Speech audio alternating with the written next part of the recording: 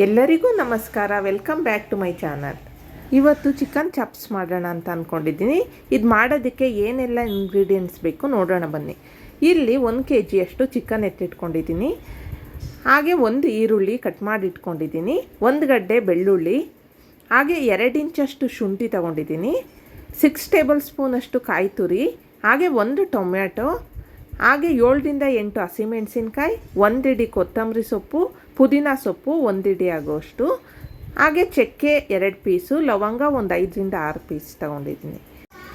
ಹಾಗೆ ಇಲ್ಲಿ 1/2 ಟೇಬಲ್ ಸ್ಪೂನಷ್ಟು ಅರಿಶಿನ ತೊಗೊಂಡಿದ್ದೀನಿ, 1 ಟೇಬಲ್ ಸ್ಪೂನಷ್ಟು ಧನಿಯಾ ಪುಡಿ, ರುಚಿಗೆ ತಕ್ಕಷ್ಟು ಉಪ್ಪು, ಮಾಡೋದಕ್ಕೆ ಎಣ್ಣೆ. ಈಗ ಹೇಗೆ ಮಾಡೋದು ಅಂತ ನೋಡೋಣ. ಈಗ ಸ್ಟವ್ ಮೇಲೆ ಒಂದು ಪ್ಯಾನ್ ಇಟ್ಕೊಂಡು ಇದಕ್ಕೆ 5 ಟೇಬಲ್ ಸ್ಪೂನಷ್ಟು ಆಯಿಲ್ ಸೇರಿಸ್ಕೊತಾ ಇದ್ದೀನಿ. ನಂತರ ಕಟ್ ಮಾಡಿ ಇಟ್ಕೊಂಡಿದ್ದಂಥ ಈರುಳ್ಳಿನೂ ಹಾಕ್ಕೊಂಡು ಹುರ್ಕೋತಾ ಇದ್ದೀನಿ. ಈಗ ರುಬ್ಬೋದಕ್ಕೆ 1 ಟೊಮೊಟೊ, ಹಾಗೆ ಕೊತ್ತಂಬರಿ ಸೊಪ್ಪು, ಪುದೀನ ಸೊಪ್ಪು, ಹಸಿಮೆಣಸಿನ್ಕಾಯಿ, ಬೆಳ್ಳುಳ್ಳಿ, ಈರುಳ್ಳಿ, ಚಕ್ಕೆ ಲವಂಗ, ಶುಂಠಿ ಎಲ್ಲನೂ ಹಾಕಿ ನುಣ್ಣಗೆ ರುಬ್ಕೊಳ್ತಾ ಇದ್ದೀನಿ. ರುಬ್ಕೊಂಡ್ಮೇಲೆ ಇದನ್ನು ಈಗ ಈರುಳ್ಳಿ ರೋಸ್ಟ್ ಆದಮೇಲೆ ಚಿಕನ್ ಕೂಡ ಸೇರಿಸ್ಕೊತಾ ಇದ್ದೀನಿ. ಇದನ್ನು ಚೆನ್ನಾಗಿ ಎಣ್ಣೆನಲ್ಲೇ ಫ್ರೈ ಮಾಡ್ಕೋಬೇಕಾಗುತ್ತೆ. ಈಗ ಇದಕ್ಕೇ 1/2 ಟೇಬಲ್ ಸ್ಪೂನಷ್ಟು ಅರಿಶಿನ ಸೇರಿಸ್ಕೊತಾ ಇದ್ದೀನಿ, ಹಾಗೆ ಸ್ವಲ್ಪ ಉಪ್ಪು.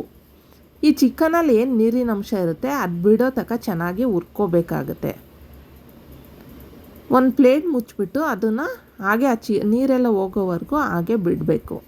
ನೀವು ಒಂದು ಸಲ ಈ ರೀತಿ ಟ್ರೈ ಮಾಡಿ, ತುಂಬಾ ಚೆನ್ನಾಗಿರುತ್ತೆ ಟೇಸ್ಟು. ಹೇಗೆ ಬಂತು ಅಂತ ಕಮೆಂಟ್ ಕೂಡ ಮಾಡಿ.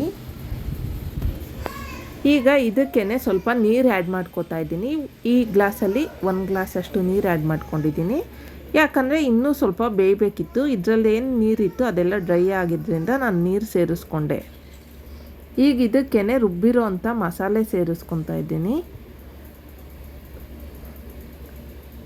ಈ ಮಸಾಲೆ ಎಲ್ಲ ಚೆನ್ನಾಗಿ ಹಿಡಿಬೇಕು.